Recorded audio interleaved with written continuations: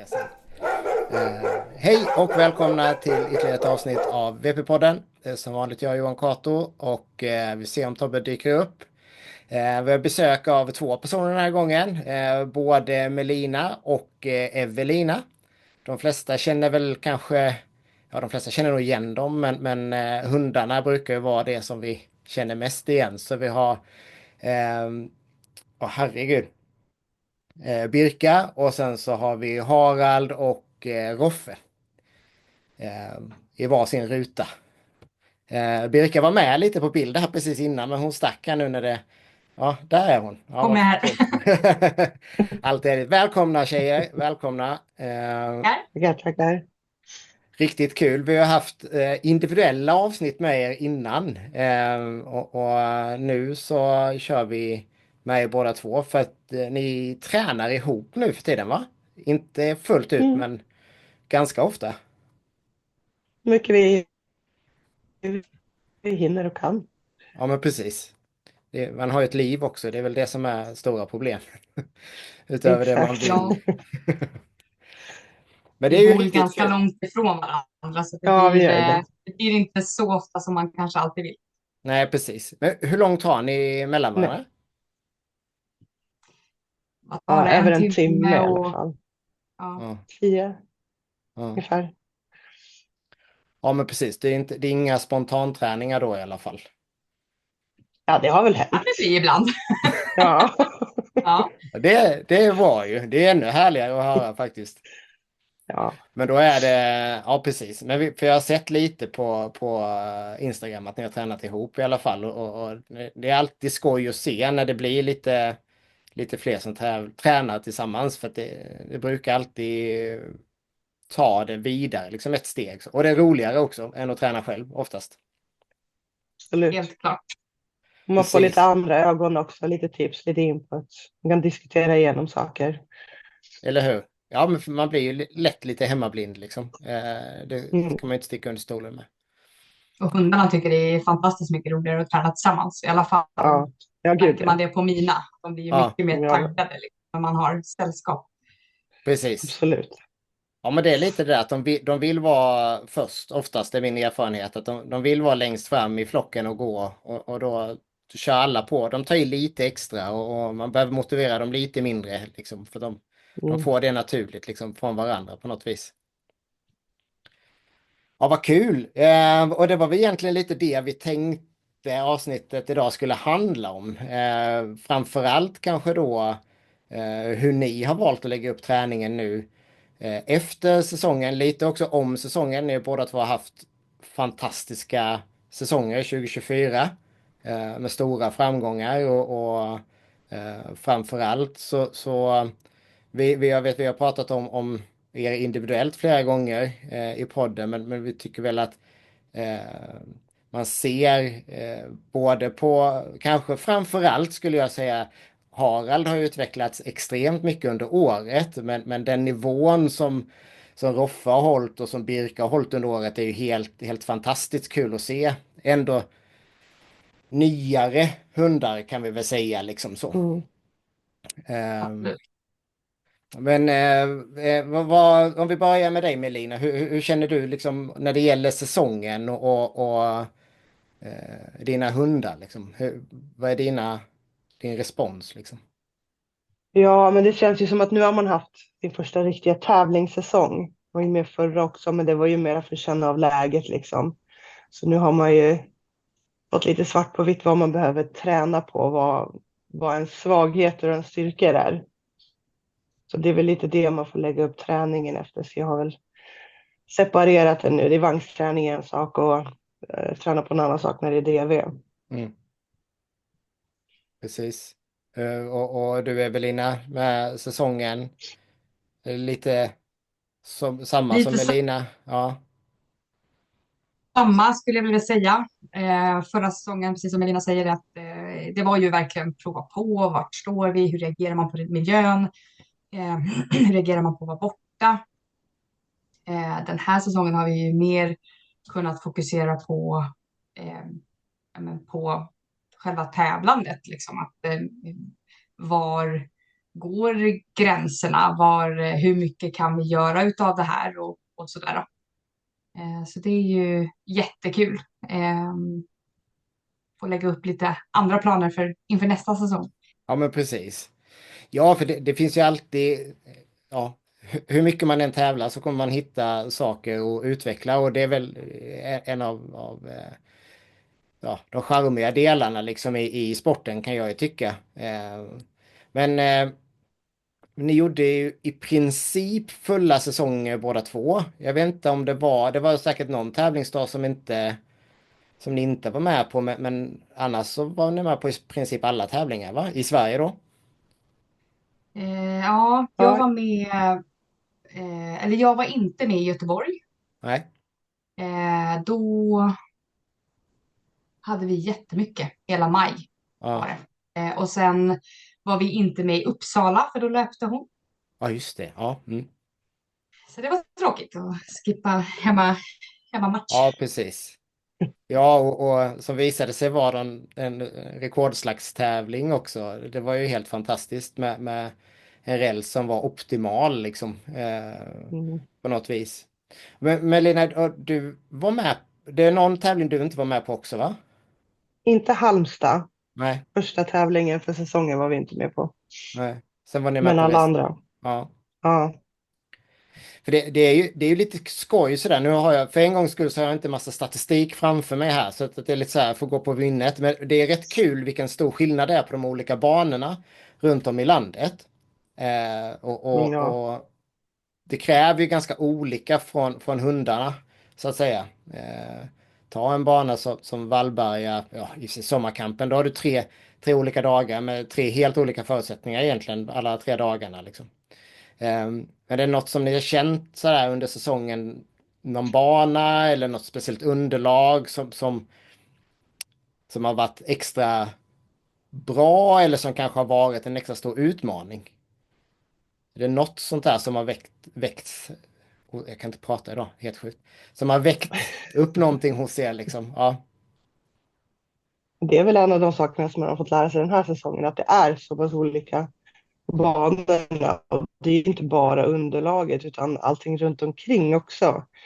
Det har aldrig jättesvårt för Göteborg för att det är för mycket runt omkring. mm, Så att sådana saker har man verkligen fått tagit med sig som man kanske inte har tänkt på när man bara provade på en säsong. precis. Eh, och att alla kräver olika av hunden.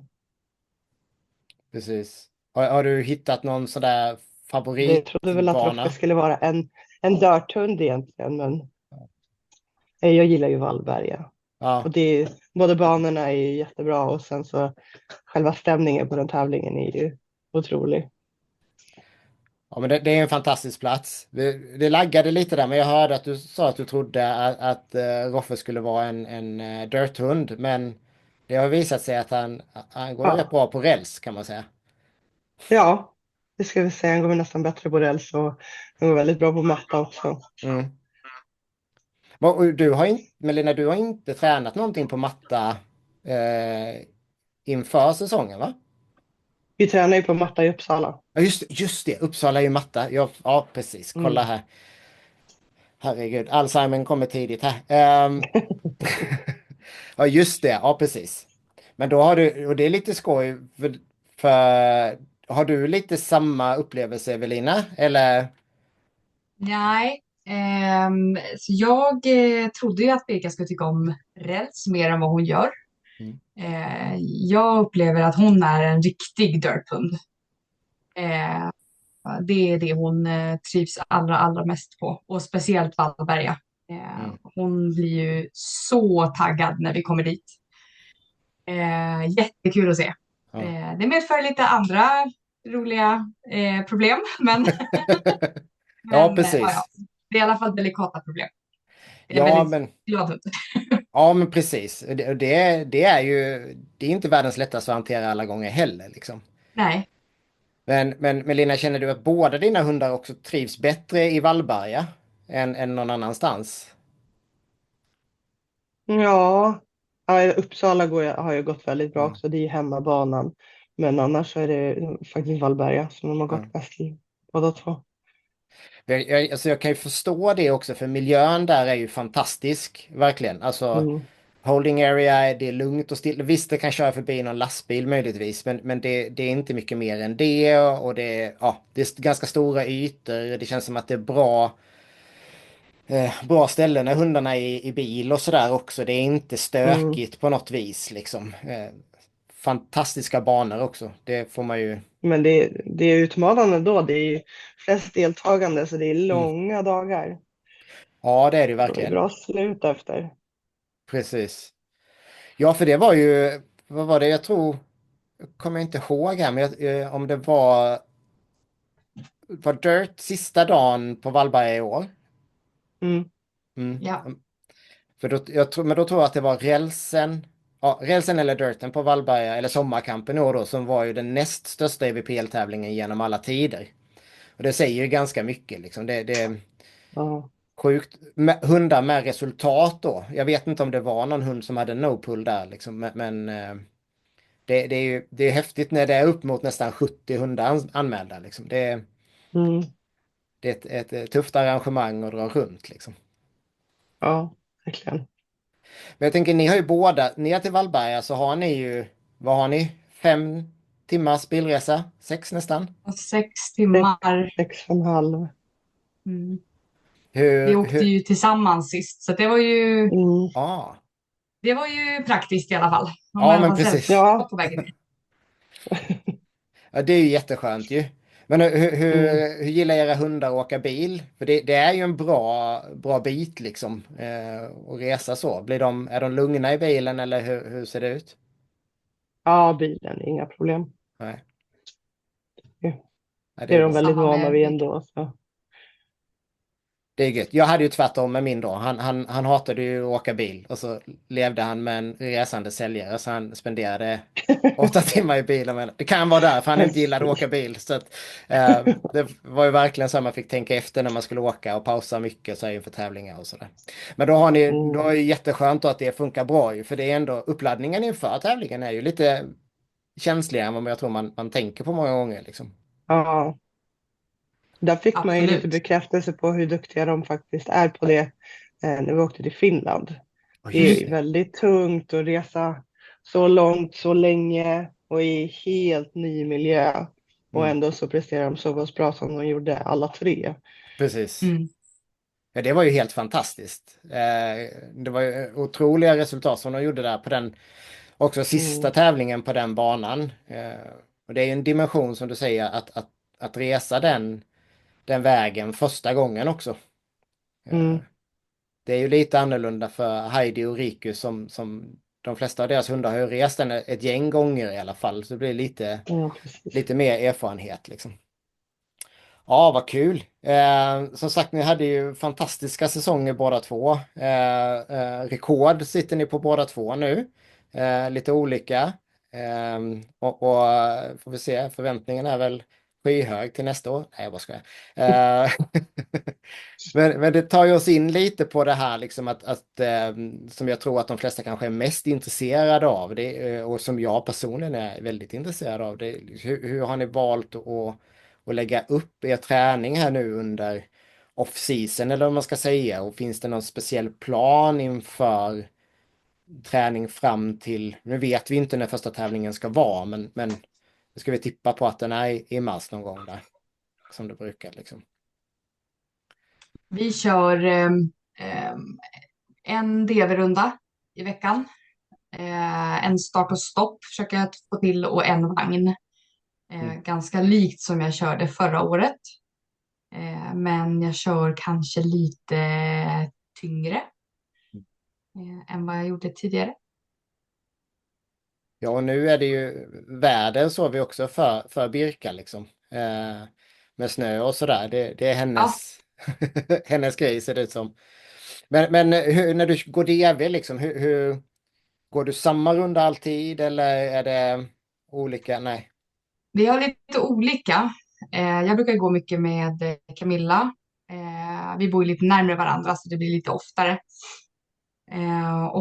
Vi har typ 3 olika runder som vi brukar varva mellan. En här hos mig som är ja, men ganska plan, några uppförsbackar. Sen har vi en som är lite längre hemma hos Camilla. Som också har, ja men den är också ganska plan med några uppförsbackar. Och sen så har vi en djävulsrunda när hundarna är för jävliga. Med jättebranta backar. Den är inte så lång den rundan, men den är ju väldigt branta backar så att de blir väldigt trötta. Ja, men precis. Och hur långa är de här rundorna ungefär då? Den med backarna är nog kan det vara 1,5 kilometer kanske. Och den som vi har här, den är väl typ 2,5 kilometer kanske. Och den sista är runt 3,5 tror jag.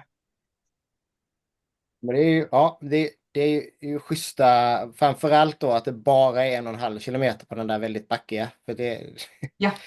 det är rätt tufft för dem att gå uppför faktiskt. Så de får jobba på rätt bra där. Och det var väldigt brant och då blir det extra liksom. Men viktmässigt då, liksom, om du jämför de här tre, är det de två första, är det ungefär samma vikter som du har eller? Ja, jag tar ju av lite i backarna. Alltså det går ju inte att gå med supertungt där för de tar ju sönder tassarna liksom. Det funkar inte. Så där tar jag väl av kanske 10%. Annars så är det typ samma vikt på de andra två. Skulle jag säga. Precis. Stannar ni eller kör ni allting i ett svep liksom? Hundarna får stanna och pusta när de behöver. Ja. Så vi går lite i deras tempo. Birka är ju ganska duktig på att kasta sig ner på backen och hon är trött. Så jag tror att det handlar om att hon blir varm och så vill hon svalka ner magen. Så hon slänger sig gärna i alla diken som hon hittar. Och ligger där i allt ifrån 3 sekunder till en halv minut och sen kör hon igen. Så de får bestämma själva lite. Ja, men precis. Det där känner jag igen. Och så blir det dusch när man kommer hem liksom, på hösten då. Ja precis. Ja. och selen åker in i tvättmaskinen lite då och då också. Yes. Liksom. Ja, precis. Härligt. Och Melina, jag tänkte att vi kommer tillbaka lite till start och stopp på vagn sen. Men och Melina, har du något liknande upplägg eller? Ja, det är väl lite liknande. Jag har ju kört det är som ett crossspår på sand hittills. Men nu när det är lite snö och isigt så går det lite bort. Jag har fått flytta hem det. Och då försöker jag gå lite upp och ner över väldigt branta dikeskanter. Och jag går väl inte mer än 1,5 kilometer utan kör mest på så tungt som de orkar istället för att köra mer råstyrka. Och det är väl typ 2-3 gånger i veckan eller någonting sånt där. Ja, precis. Men du kör mest DV eller delar du upp det som Evelina att du har liksom DV-pass, start- och stopp-pass och vagnspass eller hur? Det är mer Vi kör flyt. vagnspass också i Uppsala men jag är jättedålig på start och stopp. Det mesta start och stopp vi får det är i branta backar eller dikeskanter där de är tvungna att stanna och ta i den stundbiten. Precis. Jag är jätteslarvig på start och stopp. Jag vet inte, jag tycker det är tråkigt. Och då tycker ju hundarna att det är tråkigt också. Så. Ja, men det blir ju så. Det hänger ju ihop liksom. Och jag tror du är långt ifrån ensam när det gäller det. Jag tror att det är väl kanske den träningsformen som de flesta inte gör överhuvudtaget till och med faktiskt. Men det går ju att få substitut, precis som du säger, och gå i lite diken och som sagt när du går sanden vet jag har ju sett liksom att det blir ju ett start och stopp moment liksom. Ja, den rundar ner 1 kilometer och den tar säkert 1 timme att gå. Alltså. Den är väldigt tung. Ja, precis. Ja, för det där är ju, det har vi tagit upp innan också. Tobbe har ju haft jättesvårt med start och stoppen och det är en svårare typ av träning ska jag säga överlag. Liksom. Och det är mycket mer beroende på vilket underlag man har och dagsform. Alltså det är fler parametrar som sätter stopp liksom. Men det är schysst sådär med ett crossspår och så och kunna variera det. Mm. Men när du går upp och ner i såna här diken och sånt, lägger du in kommandon då eller är det bara att hundarna själva får liksom ta i när de själva känner eller? Kör ju väldigt mycket att de får välja själva, så det är inte mycket kommandon alls. Nej. De får pausa när det är jobbigt och sen så kör vi. Jag kan peppa på dem när jag tycker att de har vilat lite för länge. Ja. Eller när jag vill vara framför dem när de ska upp för en brant backe. Så kan jag be dem att stanna och sen gå, men annars är det inte mycket kommandon alls. Nej, precis. Nej, och det är ju precis, det finns ju många vägar fram här, det ser man ju. Ni två tränar ju ganska olika faktiskt, när det gäller DVn då framför allt. Och ändå det är 3 hundar med väldigt hög kapacitet liksom. Så det är riktigt kul. Jag tror att många tror att det finns någon sån här gyllene väg att gå när det gäller träningen. Mm. Och jag är glad att höra här att ni faktiskt... Det hade varit lite tråkigt om ni hade tränat exakt likadant. För då hade det kanske blivit mer att man hade trott det liksom. För jag vet, många gånger genom åren så får man frågor liksom, hur ska jag göra liksom. Men det är ju väldigt mycket upp till vilken typ av hund man har och sådär. Nu tränar ni, jag vet Evelina, du har ju inte bara Birka heller när du tränar, utan du har ju hennes namn har jag inte koll på varför det. Luna, så är det. Luna! Lilla Luna. Ja, Precis. lilla Luna. Ja, hon får gå med på DV-rundor. Ja. Hon tycker att DV-rundor är jätteroligt. Okej, ja. Birka tycker att det är kul när hon har sällskap. Så att vi går sällan DV-rundor själva. För då stannar bara Birka och tycker att det här var jättetråkigt. Okej, ja. Så att ja, det blir lite sådär hattigt. Men ja, hon brukar också följa med på DV-rundor. Ja. Nej, men det är ju bra. Och det är ju en otrolig fördel att ha 2 liksom. Men då ser man också så olika då. För jag vet ju att Harald är kanske lite mer, inte lika taggad liksom som Roffe är när det gäller träningen. Och då är det lite samma sak här då med Birka och Luna. Men det är lite olika också beroende på vilken träning det är då. Det är tvärtom, Harald är mer taggad på träningen, Roffe. Ja just det, ja, så är det. Det var tävling, det är tvärtom. Ja, precis. Förlåt, jag blandade ihop det. Nej men och det blir ju, ja, samtidigt är det ju bra att man har lite olika då. För då hjälper de sig hjälper varandra framåt lite liksom. Men Ja. Evelina, när det gäller start och stopp då kör du bara Birka med det. Ja. Hur tänker du kring den typen av träning? Så, det är lite från gång till gång. Jag brukar köra mest på gräs. Hon har ganska känsliga tassar så att jag vill inte köra grus. Varenda gång jag har gjort det så kommer hon hem med ett sår. Och det är så jädra onödigt. Så vi brukar köra på gräs. Och vi har väl kört... Alltså, det är lite dagsform. Vissa dagar orkar hon hur mycket som helst och andra dagar så blir det lite mindre. Men man märker ju att det hon blir trött av, alltså hon blir inte speciellt trött av varken start och stopp eller vagn. Utan det hon blir trött av det är ju DV-rundorna. Precis.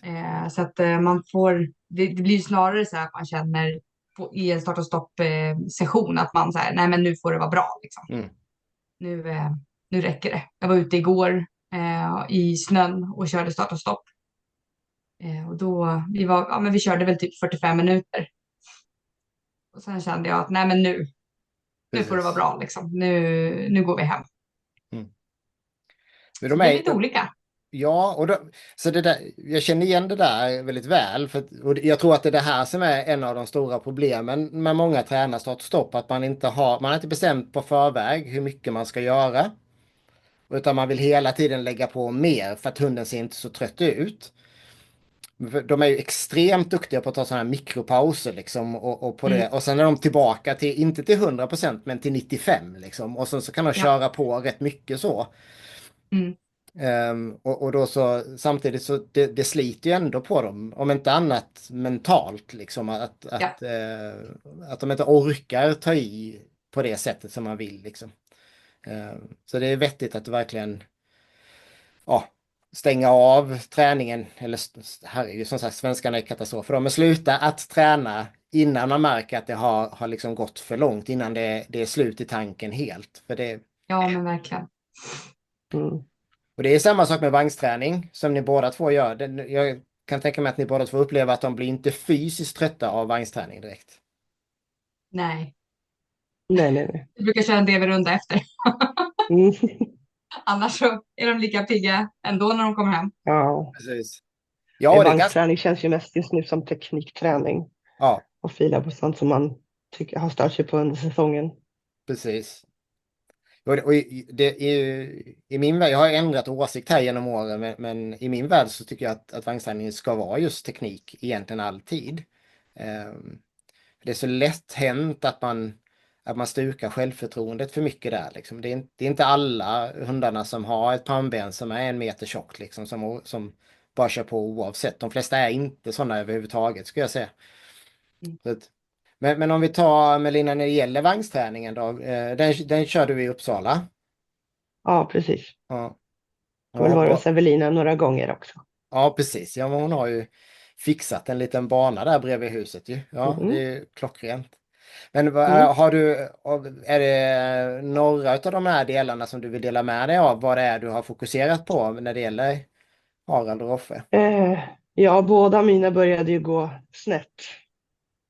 Så att det är huvudfokuset just nu, att få dem att gå rakt. För att speciellt på SM så märkte jag att det tog ju så otroligt mycket energi från Roffe att han orkade, och vi tappade liksom kommunikationen där helt och hållet. Så att det draget som han borde ha kunnat klarar inte han av på grund av det. Precis. Så att det är vårt huvudfokus. Och det är ju mycket tyngre när de är ute i sidan och drar. Det är mycket svårare för dem. Det kommer man inte ifrån. Så det är det som det är lagt ner mest fokus på här nu, och sen Har du något du vill dela med dig om hur du gör, eller har du hjälp av folk eller? Jobbar mest nära. I alla fall med Harald. Harald får man ju inte stå framför, han hatar ju det. Ja. Jag måste ju gå med honom hela tiden. Sen har jag gått tillbaka till min lilla blåa skål också. Det är ganska bra. Så att han vet vad han ska fokusera in sig på. Så att han förstår vart han ska någonstans. Och sen med Roffe har det varit mera att man håller emot extra när han går ut mot kanterna. Liksom. Jobba nära funkar inte lika bra på honom. Ja, det är lite klurigt när båda är väldigt olika, man får tänka om. Ja, men eller hur? Jag gillar ju det att de har någonting att fokusera på. Om det är vid mållinjen eller om det bara är en halv meter framför eller vad de är. Så, men det kan ju hjälpa väldigt mycket. Liksom. Tycker jag. Det var en av nycklarna som jag gjorde med Flash, var att jag la ju en godis bara en halv meter framför honom. Och den fick han hålla fokus på. Och då visste han var han skulle någonstans. Liksom, även om det blev ett hack när han väl tog den på vägen sen, så blev det ändå liksom, det kunde få honom att vara fokuserad. Liksom. Men det är som sagt det svårare då med Roffe. Som vill ha lite space liksom. Man får nöta all muskelminne. Ja, precis. Ja, men det är svårt. Jag vet att vi har testat med lite mindre hundar, brukar det funka att de brukar välja en sida de går på. Många hundar säger att de flesta har av någon anledning väljer att gå åt höger när jag har tittat genom åren. Då ställer man en person som går på höger sida bredvid dem när de drar, så att när de liksom krockar med den personen. Och det brukar funka ganska bra på små hundar. Problemet är när man har lite större stark hund, att den där stackaren som går bredvid blir ju liksom, den snubblar ju och kanske det finns en risk att det blir farligt, för det är inte så att de kommer att liksom dutta lite på den som är bredvid, utan de kommer ju ganska bra fart åt sidan liksom. Så vi körde det på Roffe en gång och han försökte gå runt. Okej. Nej, precis. Då är det uteslutet liksom. Den är svår. Och som vi ser, jag tycker det är skoj att du tar upp också att du såg så tydligt att det var det som gjorde att han tappade på SM. det där sista. Jag vet att alltså, vi har tjatat om det så många gånger, det här med att gå rakt, och jag vet att jättemånga tycker att det är varför lägger ni tid och energi på det? Men det är tydligt liksom att det blir otroligt mycket tyngre där ute. Det är bara egentligen på rälsbana där de inte förlorar så mycket på det. Men också för att den banan är jättesmal så att säga. Och att alltså, vagnen rullar ändå åt vilket håll, och rakt fram liksom. Men kraftvektorerna på vagnen, alltså det blir mindre effektivt ju mer vinkel man har liksom till snöret så att säga, eller infästningspunkten. Mycket sämre grepp också, speciellt på dirt. Exakt. Ja, och framförallt i Vallberga, för det är ju hårt ute i hjulspåren liksom. En bra dirtbana är ju hård ute på kanterna och mjuk i mitten, så att, kan de hålla sig i mitten så gör det stor skillnad liksom. Känner du att det har gått framåt då med grabbarna? Ja, men det har gått framåt, men vi är inte där än. Vi har en bra bit kvar. Ja. Men det tar kvar till säsongstart. Så. Eller hur, du har några månader till. Och det är ett maraton det här, inte en sprint. Liksom. Ja. Nej, men det är ju levande varelser vi har att göra med också. När man löser ett problem så kommer ett nytt. Så det... Eller hur? Det kan man ge sig fasen på. Evelina... Jag tycker det kommer jättelångt med att gå rakt. Ja. Alltså det ser så himla mycket bättre ut nu än vad det var när du började fokusera på det. Harald gick ju berg- och dalbana där på banan. Katastrof. Men nu går han ju oftast rakt, tycker jag i alla fall. Ja, det är mycket bättre, stor skillnad. Men det är fortfarande en bit kvar. Ja, precis. Här ser man ju också en stor fördel med att träna ihop med någon då emellanåt. Att man är ganska kritisk mot sitt eget så. Så man kan få en lite sund respons liksom från de man tränar med. Så faktiskt informera om att det har gått framåt. Precis. Det är ju jättebra ju. Men Evelina, när det gäller vagnen för Birka då? Vad är den stora fokuset för er när det gäller henne där? Förlåt, nu hackade det lite. Vad sa du? Ja, men vad är det stora fokuset som ni när det gäller Birka och vagnsträningen? Det stora fokuset sista tiden har varit att hon inte ska gå, eller att hon ska ta det lite lugnt. Okay, hon har så jädra bråttom iväg. Hon är så taggad liksom, så fort hon ställer sig framför en vagn. Så det har varit lite fokus. Men jag märker att när jag fokuserar på det för mycket, att jag blir för nitisk, då vill hon inte längre. Nej, precis. Men det är ju en ras som tar egna beslut. De är liksom vana vid att göra det. Så man måste på något sätt få henne att tycka att hon har ändå bestämt att hon ska stanna. Precis. Och det är en jättebalansgång. Ja. Faktiskt. Ja, men det förstår jag. Det måste vara tufft liksom. För du vill ju ändå ha det där engagemanget och entusiasmen liksom. Och då är det då en väldigt skör tråd när det gäller om man begränsar den, att det då tappas det helt liksom. Så blir det ju, ja, jag förstår, det är en riktig utmaning. Känner du att du har tagit några steg framåt när det gäller det då, eller? Det är väl lite till och från. Jag tycker att hon väntar lite mer. Alltså i början, precis efter SM kan man väl säga, då stod hon ju liksom och tittade på mina fötter. Och minsta lilla jag rörde mig så rörde hon sig och bara sköt iväg liksom. Men jag tycker ändå att jag hinner gå några steg innan hon går iväg. Så jag kanske inte alltid hinner gå över mållinjen. Men det är i alla fall lite mer fördröjning. Och det är jättesvårt. För jag vill inte, som du säger, jag vill inte ta bort drivet. Ja, precis. Men samtidigt vill man ju inte ha en tjuvstart. Exakt. Nu har ju vi aldrig råkat ut för det, men man vet ju aldrig hur mycket det eskalerar. Precis. Nej, men och man vill inte hamna i det läget som man ser ändå många har svårt att få hunden att vara kvar just i startläget då. Och som sagt, man vill inte hamna där. För det är jättemånga som lägger jättemycket tid och energi och blir nästan ovänner med sina hundar just i startmomentet liksom. Men det är väl skönt, som sagt, det går framåt och det är en svår balansgång, förstår jag verkligen, att Ja, och man är ju glad också att de vill framåt. Det är ju... Ja, Det jag är, brukar, ibland så varvar jag mellan antingen stå vid mållinjen mm, eller också så kör jag henne bak vid mm, vagnen. mm. För att då vet inte hon om jag ska stanna vid mållinjen eller om jag ska gå tillbaka. Då måste hon vänta på mig. Okej. Mm, Ibland så mixar vi upp det lite bara för att hon inte ska veta vad som händer hela tiden. precis. Men då får henne att tänka lite och inte bara Mm, agera liksom. Ja, ja, men det är väl... exakt. Det låter ju som en smart väg att gå liksom.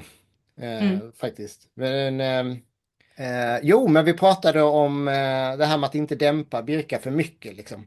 Men du känner ja, att det har ju gått framåt och det känns som att du har hittat någon typ av nyckel i alla fall. Ja, Ja, bara jag inte nöter alldeles för mycket så brukar det gå ganska bra. ja precis. Sen vet man ju aldrig på en tävlingsbana, då får hon ju extra nerver och blir superduper taggad av hela stämningen. Så att det är ju för den delen inte säkert att hon gör samma sak på en tävlingsbana som hon gör när vi tränar. Så. Så är det ju. Och man kan aldrig simulera tävlingssituationen hur mycket man än försöker. Det är liksom helt omöjligt. Man får bara försöka göra det så bra som möjligt på träningen och ja, försöka liksom att hitta en teknik ska man säga. En teknik som man tycker ser schysst ut på träning och så får man hoppas att det kommer med på tävlingsbanan sen liksom. Mm. Men Jag tycker att det blir lite bättre när jag kör mycket start och stopp. För där stannar hon till jag säger åt henne. Och där är hon inte riktigt lika känslig. Nej. Så att om jag lägger ner mer tid på start och stopp så tycker jag att då blir hon lite liksom, mer cool i starterna. Ja, precis. Ja, men det kan jag tänka mig.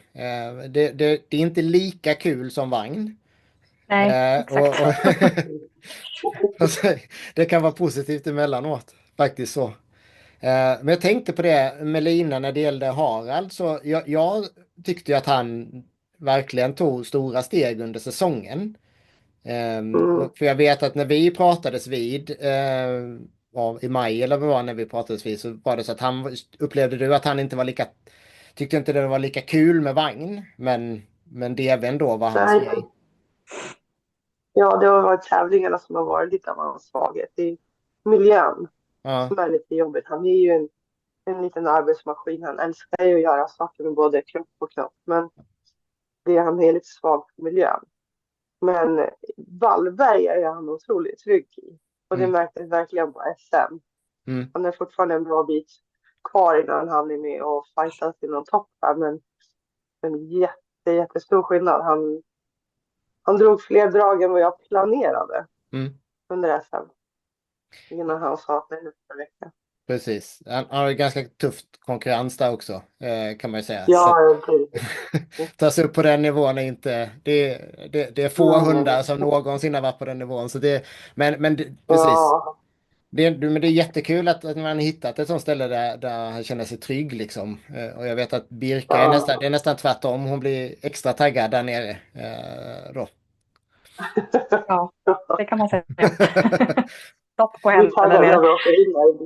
Ja. Nej, men... Vad sa du? Ja. De blir taggade när vi åker in och ska parkera där. Ja. Så är jag redan där. Ja, men precis.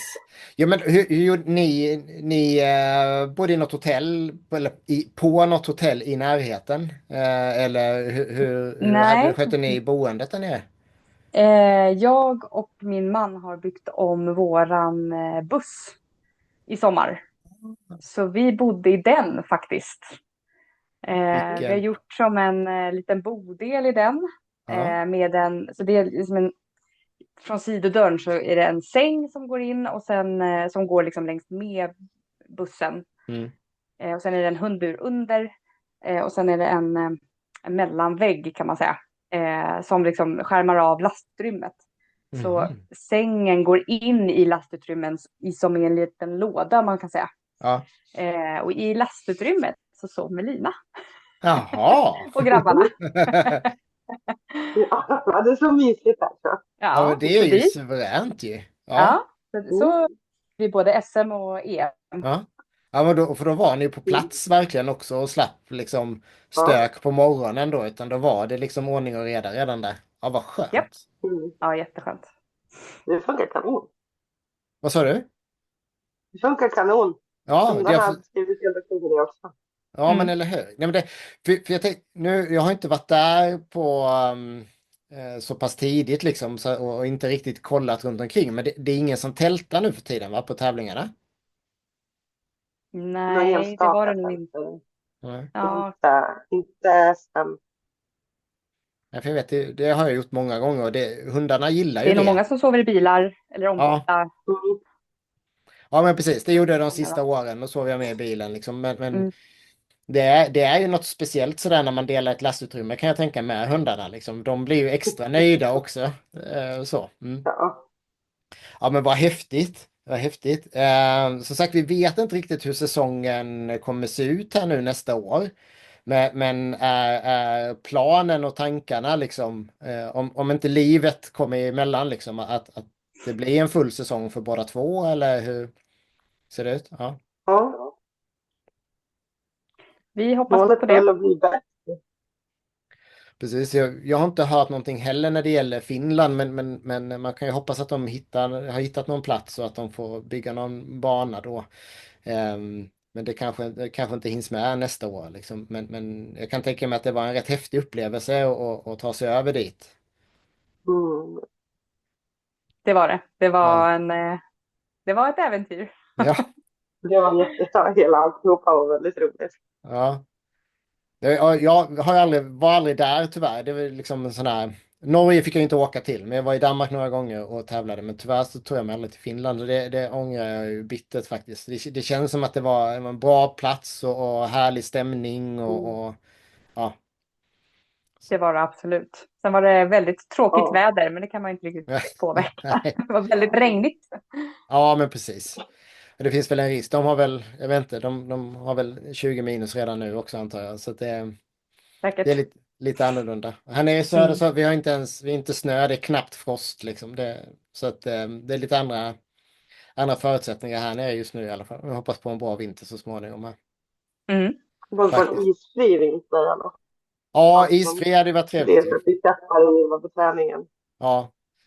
Ja, och även om man då skulle... Jag hade massvis med kedjor liksom så.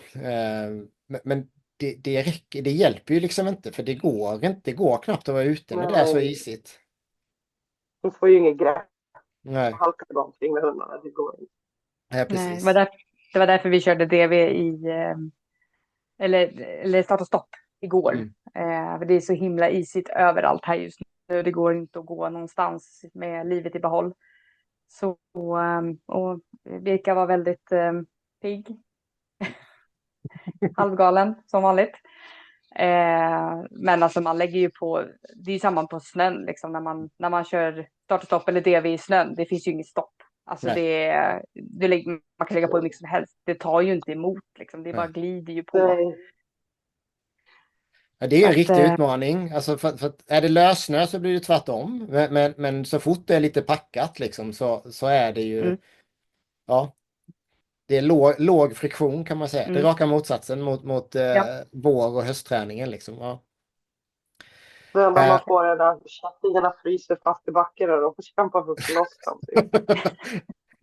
Det har jag, som sagt, det har jag aldrig varit med om att det fryser fast. Men det måste ju vara, det är också en nivå. Men det går liksom. ganska fort när de sitter där. Alltså. Ja, det kan jag tänka mig. Alltså det blir ju, är det bara tillräckligt många minus så blir kättingarna blir ju kalla snabbt liksom. Mm. Det enda som är positivt är att de är inte lika skitiga den här delen på året då. Liksom. För att annars är det ju jord och sand precis överallt. Liksom, efter de där. Ja, det är sand i hela min bil. Ja. Nästan man får ha en speciell bil bara till DV-träningen. Liksom, så man får ha skit. Ja, precis. Man köper någon gammal 240 eller någonting som tål allt också. Liksom. Ja, precis. Ja, men vad härligt. Jag tror inte jag har sådär jättemycket mer. Jag tycker det var jättespännande att höra hur ni har lagt upp det. Liksom, och att ni faktiskt båda två känns som att ni har ju en plan för den här liksom, utanför säsongen-träningen. Jag vet inte vad man ska kalla det om det inte är off-season. Jag gillar inte riktigt att det borde finnas något annat ord. Men liksom. nu är det ju träningssäsong kan jag ändå tycka. Exakt, det var bra. Ja. Det är träningssäsong nu, precis. Ja. Ja, Det är nu vi gör hundarna så starka som bara möjligt så de är i toppform till första tävlingen. precis. Och sen underhåller man bara det under sommaren sen. Exakt, det är helt rätt inställning. För så är det verkligen, att kunna ta ett steg tillbaka som ni båda två har gjort när det gäller vagnsträningen. Och finslipa på det och sen så bygga styrka, fortsätta med det liksom. Ja, det är helt rätt väg att gå, anser jag i alla fall. Jo, förresten, jag kom på en sak som jag inte har frågat. Efter EM där, tog ni något uppehåll eller körde ni vidare direkt eller hur? Med träningen då? Vi Jag hade en tog, veckas spelvila eller någonting. Mm. Oj. Och Evelina? vi tog lite paus. Dels för att Birka hade en knöl som vi opererade bort. Som visade sig vara helt ofarlig. Så det var ju skönt i alla fall. Ja. Så vi tog lite paus. Men det var inte så där jättemycket. Den satt inte liksom i vägen för någonting. Så det var väl någon vecka eller något som gick bort där. Precis. Men ja, jag vet inte. Alltså, hon är så taggad på att jobba jämt. Och hon blir nog mest bara jobbig om hon inte får göra det. Så att, för allas mentala hälsa så är det bra när hon är trött. Eller hur? Ja, jag kan tänka mig det. Och någonstans, jag tycker att det är kanske vettigt att man vilar lite, alltså ta någon vecka, precis som ni båda två gjorde där. Men generellt sett så mår de ju väldigt bra av att man tränar. Man behöver inte träna stenhårt direkt, men att man faktiskt gör någonting och bibehåller den där. Eller jag tror att man bibehåller den här viljan och att de tycker att det är kul om man fortsätter med det lite hela tiden. Liksom. Verkligen.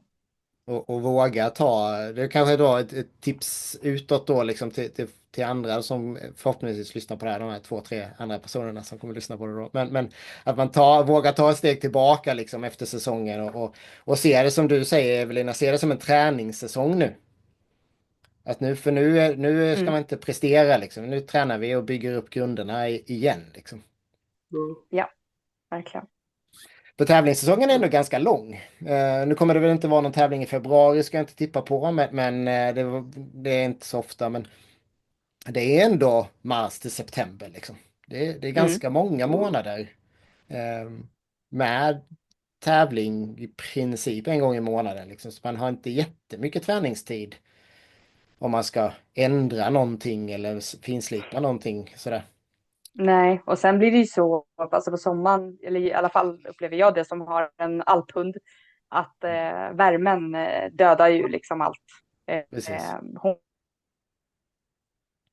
Hon orkar absolut tävlingar och hon orkar underhållsträning, men det här med alltså jättepass mitt i veckan innan tävling och sådär, det blir liksom inte. Nej. Utan vi underhåller och sådär, så att hon ändå känns, att muskelminnet finns där liksom. Men styrkan måste vi bygga på vintrarna.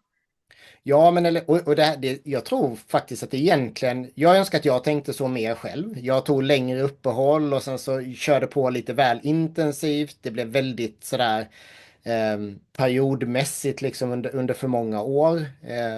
Och jag önskar att jag hade varit klokare på den tiden liksom, när det gäller det. Men också att det var för många som gjorde på det viset liksom. Att man inte såg tävlingssäsongen som att upprätthålla det. För att de flesta hundar påverkas ju av värmen ändå. Jag kan tänka mig Lina, till och med dina märks av när det är varma dagar. Och sen så är det, jag vill ju att hon ska fortsätta vara motiverad och inte ledsna. Precis. Och då vill man inte träna för mycket heller. Och så har man börjat peta i teknik och sånt under tävlingssäsongen. Alltså det känns också väldigt onödigt och riskera att få andra problem istället som man inte hinner lösa. Exakt. Jag tror det är lättare att vi som människor är motiverade under tävlingssäsongen att göra förändringarna. Men jag tror att risken är för stor i förhållande till vad man kan få ut av det, in och pilla som du säger. Och så skapar man helt plötsligt andra problem istället då. Precis. För att det blir Jag stressat. ska göra en Liksom. lista och ta det när säsongen är slut. Precis. Skriv upp allting och sen så till slut så har man skrivit sig en egen liten bok med saker man behöver ändra på. Härligt. Jo, men en sak till här faktiskt som friskvårdsmässigt och sådär. Fysio eller andra sådana saker. Är det något sånt där som ni lägger in också? Inte för att ni har ett problem som behöver lösas utan kanske mer för att förebygga problem. Så. Jag brukar köra lite massage på Birka efter träningar. Jag kan uppleva ibland att i alla fall när vi har haft sällskap ute på DV-runder så hon är ju så liksom från 0 till 100. Så hon tar ju ut sig till max. Och då blir hon ganska stel dagen efter. Inte stel så att hon liksom, man säger att det är träningsvärk liksom. Så för att stävja det så brukar jag massera ganska mycket. Det upplever jag hjälper ganska bra. Hon är mjukare i musklerna och sådär efter. Och dagen efter är hon inte riktigt lika påverkad. Men utöver det gör jag väl inte jättemycket. Vi har, det var någon förra säsongen som jag besökte en fysio och det såg bra ut så. Men inget så här regelbundet. Nej. Melina, gör du så något? Vi kör ju regelbunden balansträningen till 2 gånger i veckan. Jag har aldrig upplevt att man varit stela eller haft problem eller någonting. Jag tycker det är väldigt bra grundläggande träning och det har de tränat när de var små. Precis. Men inte att det går till en fysio eller någonting sånt. Nej, precis. Det där det är nog det är extremt individuellt tror jag. Just balansträning tror jag det är en sån sak som jag har funderat på mycket den här hösten liksom själv då. Att det borde man kanske ha gjort liksom framförallt för i mitt fall då att Flash hade rätt dålig balans. Så han var inte han var inte så atletisk den hunden om vi säger så. Han var rätt klumpig mest så. Så det hade varit bra av den anledningen på många sätt då liksom. Men ja. Men lägger ni in något annat? Någon annan typ av träning? Melina, du kör balans då lite. Kör du någon extra lydnad eller så här liksom som är mer, om man säger weightpull-influerat? Nej, det gör jag nog inte. Nej. Det ska väl vara att vi kör lite canicross och sen så myllar vi för lite cardio. Uthållighet. Men nej, ingen lydnad relaterad till VP inte. Tränar lite rally. Ja men precis. Men det är lite annat för att det är, de tycker det är kul att göra saker och använda skallen liksom. Men inte specifikt för weightpullen. Så har du säkert nytta av det i weightpullen sen också. Men som sagt det är inte fokuserat på weightpullen liksom. Och du Evelina, gör du något extra sånt där? Ja, vi cyklar ibland. Inte alls så ofta som jag kanske hade velat. Man har inte alltid tid. Men det blir cykel. Och sen lydnaden, det kör vi med start och stopp. Det får bli så. Sen, nej, något annat gör vi inte direkt. Nej, alltså det är som sagt det är svårt. Man har ju liv, man jobbar och man har familjer och allt vad det nu är. Liksom, så det är väldigt få förunnat att kunna lägga liksom, all sin tid på sina älskade husdjur när det gäller träning. Sen ska de ju behöva faktiskt slappna av och hänga i soffan och få vara familjemedlemmar också. Liksom. Jag tror det är precis lika viktigt som alla de andra delarna faktiskt. Verkligen, man får hitta en balans. Precis. För det är väl kanske livets stora utmaning, hitta balans i livet. Så är det verkligen. Faktiskt så. Det var, Det beror lite på vilken typ av personlighetstyp man är också. Jag tillhör ju de här som kanske då, periodare i lite för stor utsträckning även när det är mycket annat då. Så att en stor utmaning att balansera upp det och inte göra allt för mycket på kort tid liksom. Ja, vad härligt. Hörni, precis som när vi hade när ni var individuella gäster så var det jättetrevligt att snacka med er. Det märks att ni verkligen har tänkt igenom er träning och jag ser verkligen fram emot att se hur det ser ut nästa säsong. Och för alla som lyssnar som inte följer både Melina och Evelina, framförallt kanske på Instagram, så gillar ni att se hundar som håller på med Waypull så kommer man få se dem träna där. Så det är ett tips att följa er där och titta, tycker jag. Ja, hörni, jag tycker väl att vi avslutar där. Jag tackar er så hemskt mycket för att ni var med. Och som sagt. Själv fick du vara med. Ja, Härligt, verkligen. härligt. Tack. Så vi lär ju höras på sociala medier tills vi eventuellt förhoppningsvis ses på någon tävling här nu under våren då. Så fram tills dess så får ni ha det jättebra och god jul och allting här nu som kommer snart. Tack detsamma. Tack så mycket. Samma. Tack, tack. Ha det gott. Hej då. Detsamma. Hej. Hej då.